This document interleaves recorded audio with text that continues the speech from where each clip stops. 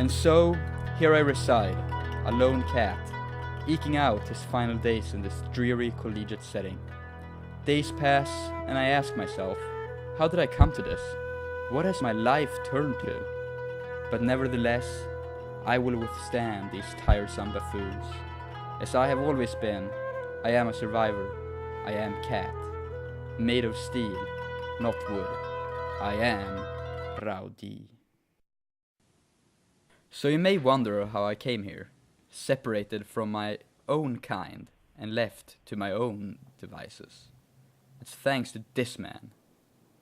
A month or so ago, I was contentedly residing in my familial home of Gurney, Illinois, when this buffoon abducted me as a prisoner in his lair. I now spend day after day wishing for home, while instead staring at these four plain walls. Don't get me wrong, I have my means of escape, but I consider that choice between the company of this captor and the rest of the university. I've never seen such a group of degenerate ruffians. I try to limit my time outdoors tonight as much as I can.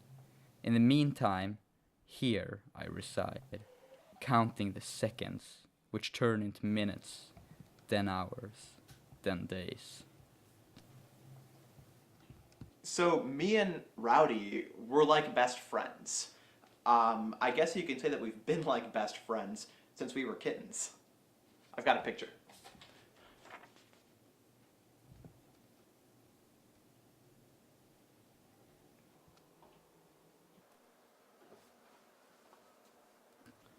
I was really excited to bring him to school with me after spring break last year, and oh, that's actually him right there. I heard him. Hey, Rowdy.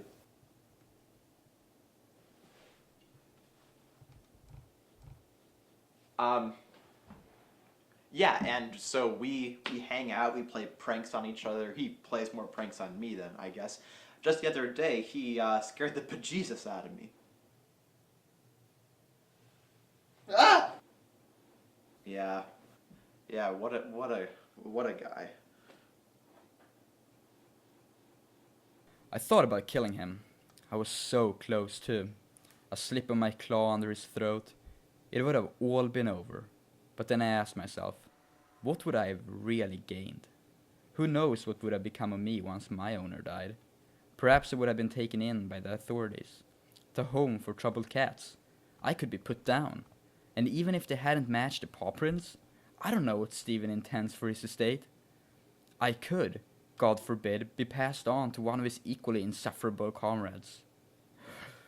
It's better to play it safe. Perhaps one day I shall be returned home, and besides, I need someone to feed me.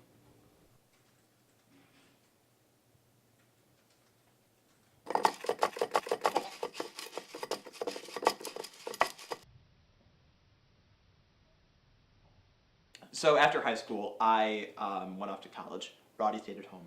He wanted to get his GED and kind of get his foot in the door in the real world.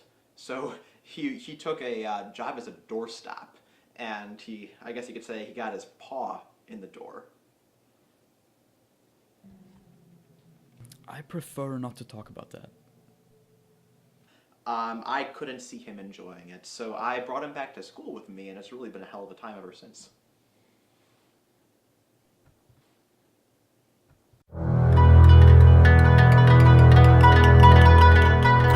When you spend as much time alone as I do, you tend to see things differently.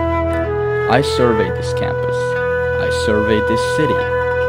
I see these people living their mundane lives day in and day out.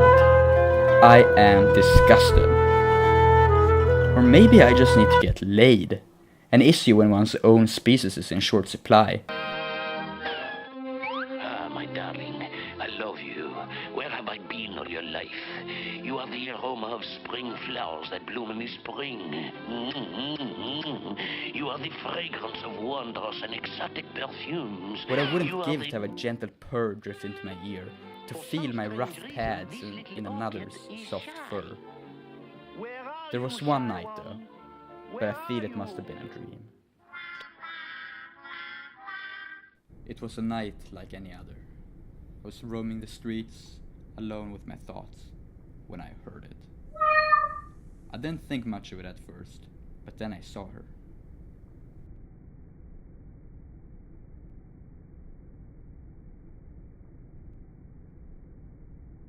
Hi, handsome. Hi. You got a name? Yes, Rowdy. Nice to meet you, Rowdy. No. It's Rowdy. It's French. Oh ho ho! Excusez-moi, Monsieur D. You can pronounce it however you like. My ancestry is pretty mixed at this point. I must be honest. You got wood, Monsieur D? Excuse me? Well, you obviously do.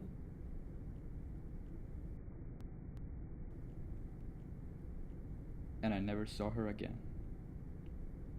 I think of her often, but at this point it's no more than a sweet, sweet dream.